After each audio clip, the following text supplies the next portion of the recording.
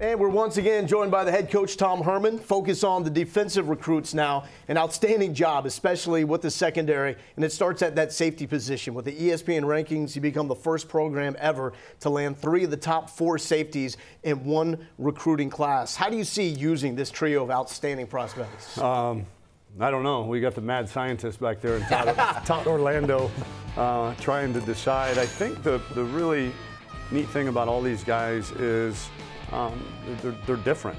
You know, the BJ is different than DeMarvion, who's different than Caden, and so I mean it's really neat to be able to see these guys and their skill sets. You know, whether it be in coverage, near the line of scrimmage, stopping the run. You know, roaming the sideline to sideline as maybe a deep post safety or playing man-to-man coverage. I think the possibilities quite literally are endless. What do you like about Overshown's game? He'll hit you. All 3 of these guys will hit you. And I just, you can't play great defense without being physical. And these guys are absolutely physical. They're reckless. And we love that about them. But DeMarvion, when we first turned on his tape as a sophomore, I mean, it was just man amongst boys up there in Arp, Texas. And then you got Caden Stearns. Yeah, just really well developed, obviously, from Cibolo Steel. What an unbelievable program that is in high school. And so he has been extremely well developed. He's a mature kid. He's an early enrollee, so he'll be here in January. We've got 9 of those right now, anticipating 9 mid-year guys that are going to come in and hopefully contribute early. And he's a guy that's mature enough, both physically and mentally, to do that. With your cornerbacks, both Jamison and Green, obviously the departure of Holton Hill, how will they factor into the depth chart? They're plug and play right now. They've got to come in, as well as one that I can't comment on. You know, we've got to. Those guys need to come in and be ready to go right away. And you know, we feel good with, you know, Chris and Devontae and Josh Thompson coming back, but they're going to be in for a fight to keep their jobs with this young group coming in as well. Yeah, Jamison's a really good return man, obviously, but what do you like about him when you watch him outside as the corner position? Well, again, same thing with him and Jalen. You know, this physicality. You know, you don't see Jamison as a guy that can probably, you know, translate into a nickel. Because he might be the biggest of the corners, you know, that be able to, you know, pack that weight and muscle on and be able to blitz off the edge, as you see, but also cover a guy in man coverage. So the versatility with him, I think, is key. Then you start looking at the linebackers, and you got Byron Hobbs, a guy that's flown under the radar a little bit, but as you've said many times, you don't recruit backups to this program. No, I think. You know, Byron is a guy that, you know, we feel like is raw.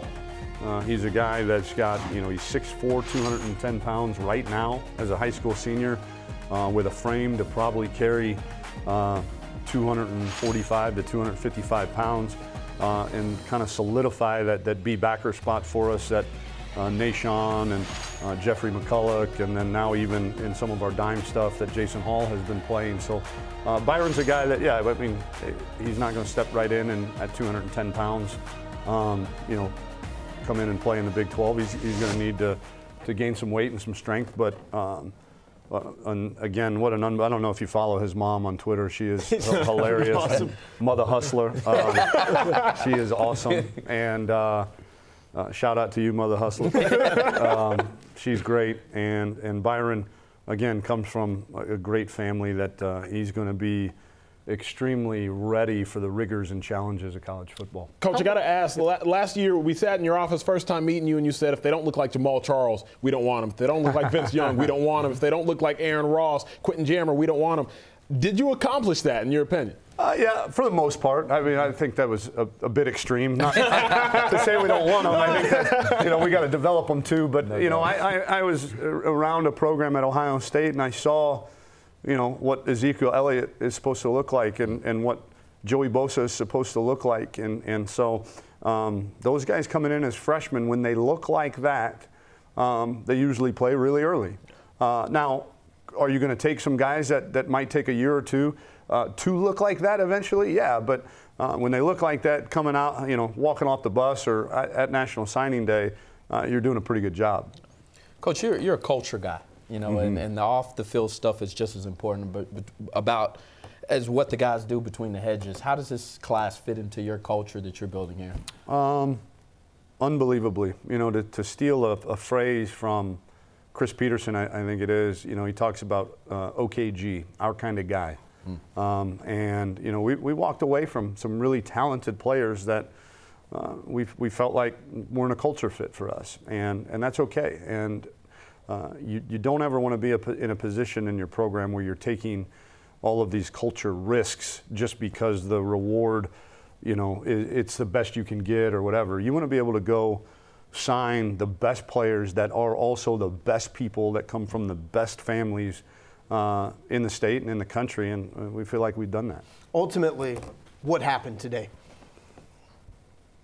Well, we went from signing 0 of the top 10 players to, if you look at 247 rankings, we signed the top 5, number 1, 2, 3, 4, and 5, 7 out of the top 10, with targeting still the 8th one. And so I think I wrote down 9 out of 15 or 10 out of 15 if you're using their composite rankings. So I think we've done a good job of keeping the best players in the state of Texas at the University of Texas. We've still got our work cut out for us. There's still a couple uncommitted committed guys that we got to get signed in February, and there's probably some out there that aren't committed anywhere that we need to go get and sign in February. But today, I think, really marked the beginning of the kind of what you're going to see, as long as we're here, which is the ability to keep these players in the state of Texas and build them from inside our state. And you basically called your shot with the last signing class. Said that was a safe class, but look out for this group, and we're seeing why. Coach Herman, congratulations. Thank you very much. And thank you so much for your time. Appreciate you guys.